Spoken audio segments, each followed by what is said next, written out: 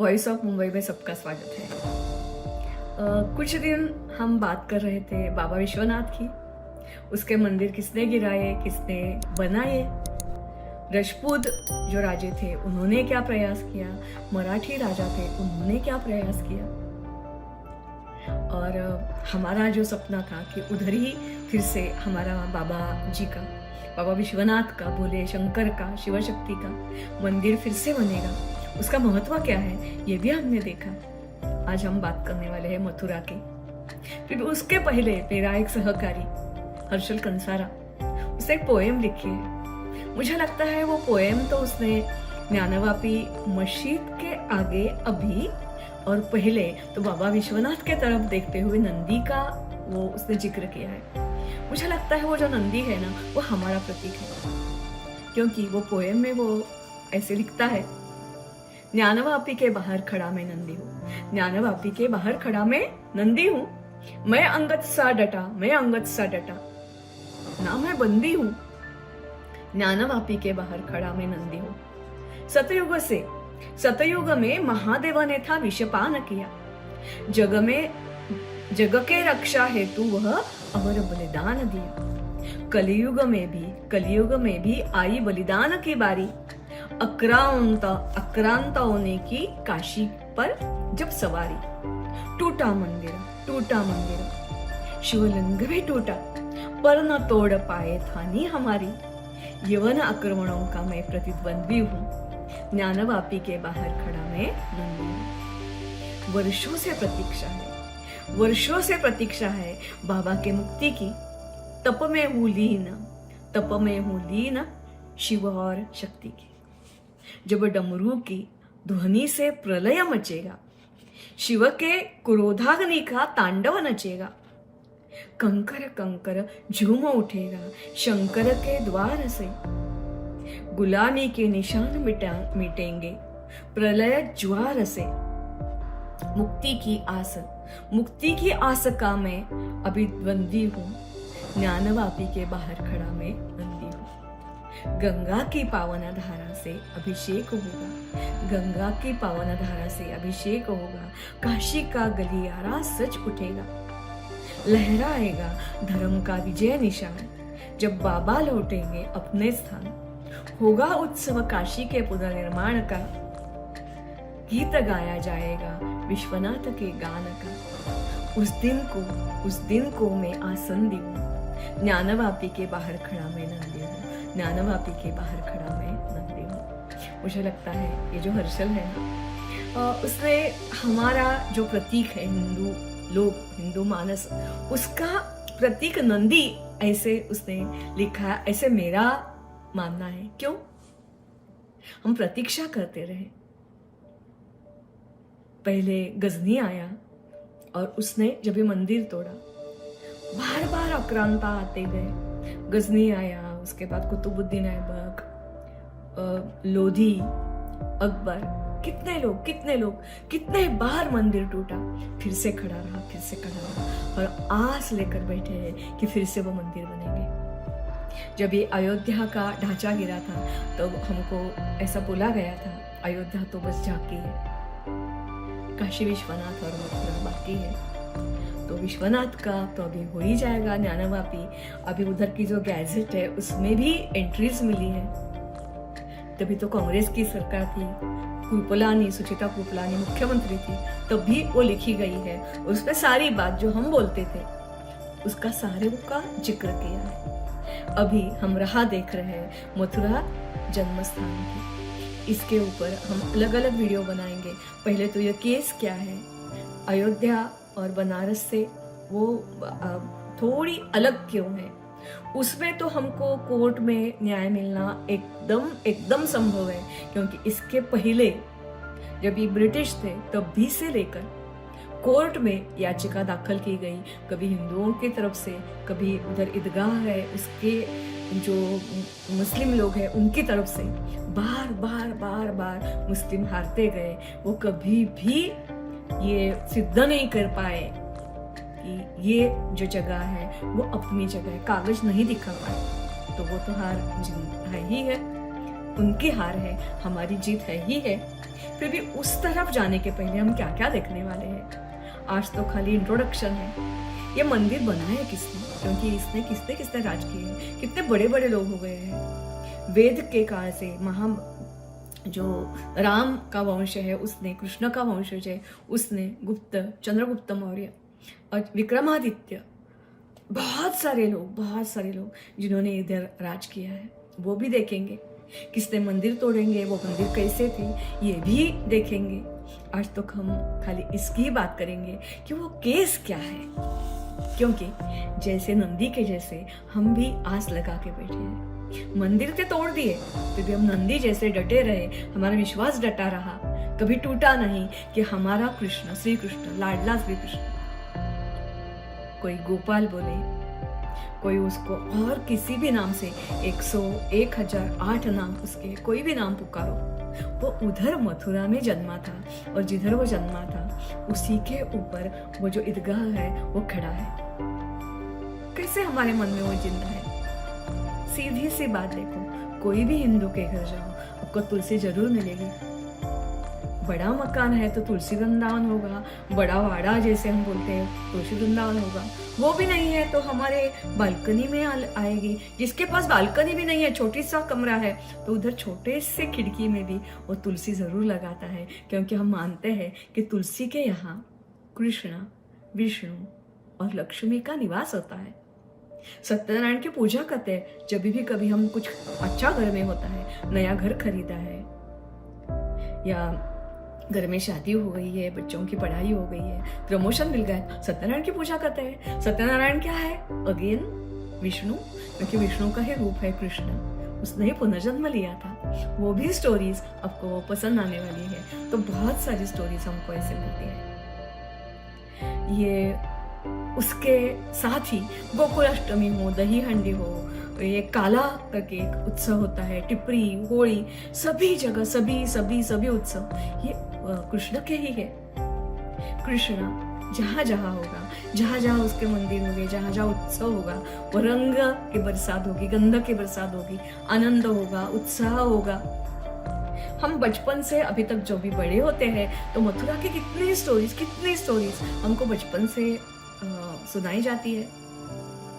उसका जन्म कैसे हुआ, कारागृह में कैसे हुआ, उधर से वो नंदग्राम में कैसे गया, उसके पिताजी वसुदेव कैसे लेकर गए, उसके बाद कंस का वध कैसे हो गया, जरासंध का वध कैसे हो गया, पूतना मौसी के साथ उसने क्या किया, कालिया डोह का गोवर्धन पर्वत, सारा कभी कभी वो नटखट कृष्ण हमारे सामने आता है, गोपियों के साथ रास रचाने वाला या उसके मटकी फोड़ने वाला, उनका जो मक्खन है वो चुराने वाला, कभी कभी ये अपने आप ही क्वेश्चन पूछने वाला, मैं क्यों काला, राधा गोरी और मैं क्यों काला, ऐसे भी कभी कभी आता है। अपने माँ को विश्व दर्शन कराने वाला, यशोदा माँ को, राधा रानी का निर्वाज प्रेम, उसका भी वो सिंबल है। द्रौपदी की लाज रखने वाला भी कृष्ण ही है। पांडव और कौरव के बाद जब युद्ध हो गया था महाभारत, तो पांडवों के साथ खड़ा रहने वाला, कुरुक्षेत्र में ही गीता बोलने वाला, ये गीता आजकल सब लोगों, सब दुनिया के हर जगह, बहुत सभी जगह ये गीता सुनी जाती है। सारी बातें आज भी हमारे जीवन में कोई भी परेशानी हो, कोई भी मुकाबला करना हो, कोई भी हो, गीता हमको मार्ग दिखाती है। संदीपनी के आश्रम में वो रहने वाला, सुदामा के पोहे खाने वाला, और बाद में सारा अपना ये होने के बाद द्वारका बसाने वाला, सोने की द्वारका बसाने वाला। किसी को वो साथी लगता है, किसी को मित्र लगता है, किसी को मार्गदर्शक लगता है, गुरु लगता है। और उसका जो कारागृह है, उसका जिधर उसका जन्म हो गया था, उसके ऊपर ही पहले मंदिर था। वो पहला मंदिर किसने बनाया और किधर कोई किसके मंदिर बनाए गए, किसने तोड़े गए, इससे भी ज्यादा ये महत्वपूर्ण है कि ये मामला अभी कोर्ट में फंसा हुआ है। मतलब क्या है और हमको क्यों विश्वास है कि ये मामला हम जीतने वाले हैं और जीतने ही वाले हैं। क्यों? जैसे मैंने बोला कि इधर पहले कृष्ण का जो पहला मंदिर बनाया, कृष्ण के मृत्यु के बाद बनाया, ब्रज ने बनाया था। राम के भी वंशज इधर के राज करते थे, ब्रज ने किया। गजनी के टाइम कुलचंद और उसने तोड़ दिया, फिर भी उसके पहले कुषाण, गुप्त, हर्ष, राजा हरिश्चंद्र, इन्होंने भी इसके ऊपर राज किया है। इन सब लोगों ने मंदिर बनाया है। गजनी के मोहम्मद ने तोड़ा। 1001 वो विक्रमादित्य ने बनाया हुआ वो मंदिर था। लोधी सिकंदर, उसने 16वें शतक में मंदिर तोड़ दिया। बाद में वो औरंगजेब ने तोड़ दिया। सारा होने के बाद एक सीताराम गोयल करके है और नागेश ओक करके है।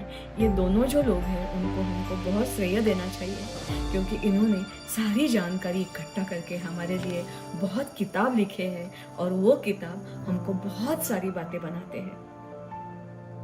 मथुरा बसाई किसने, ये भी हम देखेंगे। उसके बाद अभी जो ये मामला है, वो ये मामला क्या है, ये भी हम देखेंगे। क्योंकि जब हम मथुरा का उल्लेख करते हैं तो मथुरा खाली मथुरा नहीं होती है। मथुरा के आजू बाजू बहुत सारे, जो मथुरा कृष्ण जन्मभूमि टेम्पल है, वृंदावन है, बाके बिहारी टेम्पल है, गोवर्धन टेकड़ी है, और उधर राधा कुंड, बहुत सारे कुंड है, नंदगांव है जिधर उसका बालपन किया था, कृष्ण का मंदिर है, योग माया के मंदिर है, अष्टभुजा की मूर्ति है, भूतेश्वर का मंदिर है, केशवपुरा इलाका है, पिंपलेश्वर, रंगेश्वर, भूतेश्वर, गोकर्णेश्वर, ये 4 उसके तो मथुरा के जो क्या बोलते द्वारपाल बोलते हैं, वैसे ये खड़े हैं। नीलवराह है, श्वेतवराह है, और नंद राजा, उसकी जो एक लड़की थी कंकली देवी, उसका भी उधर मंदिर है। पवित्र या पोतरा कुंड है, बहुत सारे कुंड है, मल्लपुरा है, और ये सारा इलाका बनता है मथुरा कॉम्प्लेक्स। मथुरा कॉम्प्लेक्स में भी बहुत सारे मंदिर है, और ये केस क्या है ये हम देखने का प्रयास करेंगे। ये जैसे मैंने बोला कि किसने तोड़ा, ये बात नहीं है, फिर भी कुछ दिन के लिए मराठा होलकर के पास, होलकर और सिंधिया, ये दोनों घराने ऐसे थे कि उन्होंने उत्तर में बहुत दबदबा निर्माण किया था। तो होलकर के हाथ जब मथुरा आ गई, मल्हारराव होलकर, इन्होंने उधर जो ये पवित्र मंदिर कुंड है उसके एक तालाब बनाया था। बाद में सिंधिया जो घराना है उन्होंने बाद में उसको बहुत फिर से जीर्णोद्धार उसका किया है। फिर भी इन लोगों के हाथ जब आ गया तभी इतिहासकार अभी भी बोलते हैं कि थोड़ी हमारे मराठों की गलती हो गई। क्या गलती हो गई? हमने वो जगह अननोन ओनर, उसका ओनर कौन है उसका नाम नहीं लिखा था। इसका फायदा ब्रिटिश लोगों ने उठाया। ब्रिटिश लोगों ने जब भी उनको पैसे की कमी महसूस होने लगी, तो पैसे की कमी महसूस होने के बाद उन्होंने नीलाम कराया। कभी किसी साल क्या हो गया बाद में देखेंगे, नीलाम किया। जब ये नीलाम उसने कर दिया तो एक बनारस का ही साहूकार था, बैंकर था, राजा पट्टीमल, वो आगे आ गए और उन्होंने वो सारी जमीन खरीदी।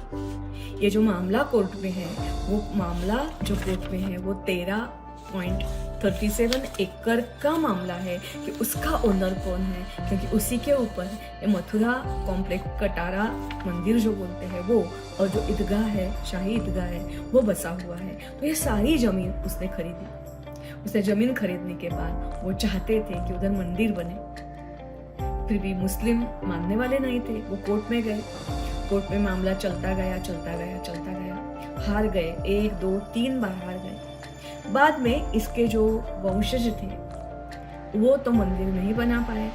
तो बाद में जब ये स्वातंत्र की मूवमेंट चली थी तो मालवीय, उनके बारे में भी हम थोड़ा जरूर देखेंगे, जिसने विश्व हिंदू उधर जो विद्यापीठ है उसकी भी निर्माण किया है, बहुत सारा उनका योगदान है।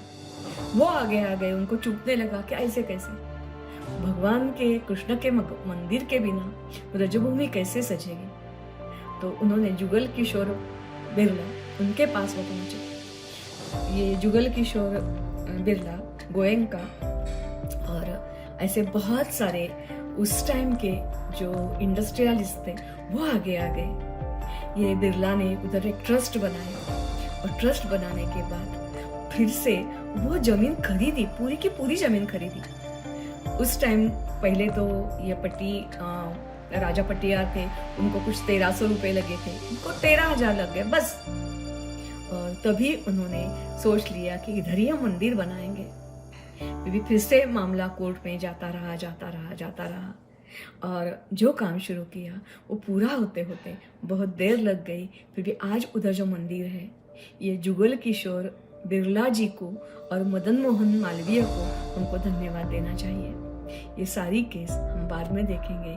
आज खाली हम इतना ही मनोकामना रखते हैं। नंदी जैसे हमारी आस अभी भी है, हम डरे नहीं हैं, डटे नहीं हैं, हरे नहीं हैं, हमको तोड़ा न जाएगा हमारे विश्वास को। और अयोध्या, बनारस और अभी मथुरा भी, उधर हमारा फिर से एक बड़ा मंदिर कृष्ण का खड़ा हो जाएगा। इस कामना के साथ मैं